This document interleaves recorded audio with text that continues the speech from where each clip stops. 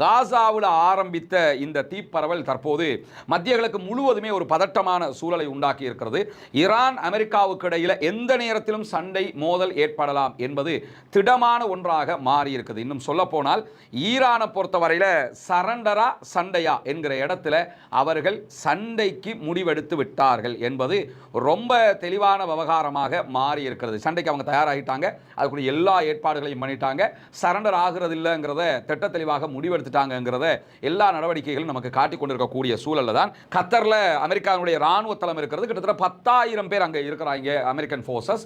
அதுதான் மத்திய கிழக்கில் இருக்கக்கூடிய அமெரிக்காவுடைய மிக பிரம்மாண்டமான ராணுவ தளமாக இருக்கிறது. அந்த தளத்தில் இருந்து நிறைய பணியாளர்கள் வெளியேற்றப்பட்டு கொண்டே இருக்கிறார்கள் என்று சொல்லி இன்றைக்கு கத்தருடைய உள்நாட்டு அலுவல்கள் அமைச்சு தகவல் வெளியிட்டிருக்கிறது. காரணம் என்னன்னா, ஈரானுக்கும் அமெரிக்காவுக்கும் இடையில சண்டை ஏற்பட்டால் முதல் அட்டாக் கத்தருடைய போர்ட்டாகத்தான் இருக்கும். அது ஏற்கனவே ஈரான் தாக்கி இருக்கிறது. எனவே இரண்டாவது முறையும் அந்த தாக்குதலை தொடரும் என்கிற காரணத்தினால அங்கிருந்து ஆட்கள் வெளியேற்றப்பட்டுக் கொண்டிருக்கிறார்கள் என்கிற செய்திகள் வெளியாகி இருக்கக்கூடிய சூழல் தான் 15 நாட்களுக்குள்ளாக ஈரான் ஒரு ஒப்பந்தத்தை எட்ட தவறினால் கெட்ட விஷயங்கள் நடக்கும், அதாவது ஈரான் மேல தாக்குதல்கள் நடத்துவோம் என்று கடந்த வியாழக்கிழமை அமெரிக்க அதிபர் டொனால்ட் ட்ரம்ப் வெளிப்படையாகவே அவருடைய ஏர்ஃபோர்ஸ் ஒன் அவருடைய விமானத்தில் நின்று பத்திரிகையாளர்களுக்கு பேசிய காட்சிகளை நம்ம சொல்லியிருந்தோம். அந்த செய்திகளை அதற்கு இன்றைக்கு ஈரானுடைய அதிபர் மசூத் பெஸக்ஷியன் வெளிப்படையாகவே காட்டமான பதிலடியை கொடுத்திருக்கிறார்.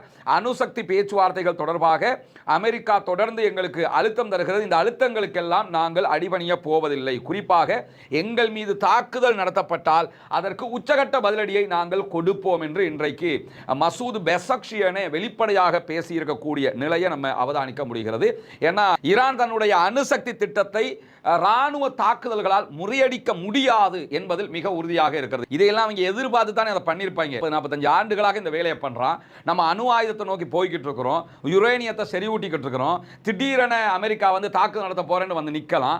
தாக்குதல் நடத்தினா அவ்வளவு காலம் கட்டி எழுப்பியது நாசமா போச்சுன்னா என்ன பண்றதுங்கிற நிலையில தான் ஏற்கனவே 12 நாள் வாரில் அமெரிக்கா ஈரான் மேல தாக்குதல் நடத்தினாலும் போர்ட்டோ அணுமின் நிலையத்துக்கு தாக்குதல் நடத்தி இருந்தாங்க. அதனால சேதம் ஏற்பட்டு இருக்கிறது. ஆனால் அணு தயாரிப்புல எங்களுடைய எரியூட்டப்பட்ட யுரேனியத்துக்கு எந்த பாதிப்புமே வரல என்று சொல்லி மிக தெளிவாகவே ஈரான் டிக்ளேர் பண்ணிட்டாங்க. ஏன்னா அந்த அமெரிக்கா போட்ட குண்டு தான் உலகத்திலேயே மிக ஆழமாக போய் தாக்குதல் நடத்தக்கூடிய குண்டு. அந்த குண்டை போட்டு தான் போர்ட்டோ அணுமின் நிலையத்துக்கும் இஸ்பஹான்லையும் தாக்குதல் நடத்தினாங்க. ஆனால் அந்த குண்டு கூட 60 அடி ஆழத்துக்கு தான் போய் தாக்குதல் நடத்தும் என்று சொல்லப்படுகிறது. ஆனால் ஈரானுடைய இந்த அணு செறிவூட்டக்கூடிய யுரேனியத்தை செறிவூட்டக்கூடிய தளம் 80 அடி ஆழத்துக்கு கீழே இருக்கிறது. எனவே அது